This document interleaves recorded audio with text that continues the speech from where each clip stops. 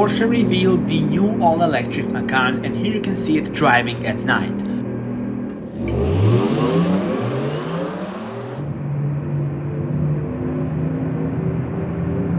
Car features modern and unique design.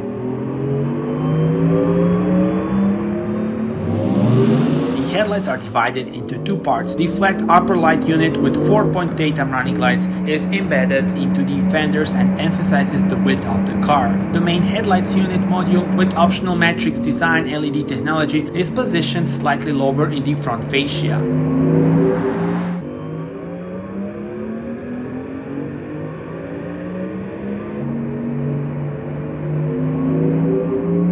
The characteristic Porsche flyline forms a unit with the flat rear window. Tell me in your comments how do you like this model.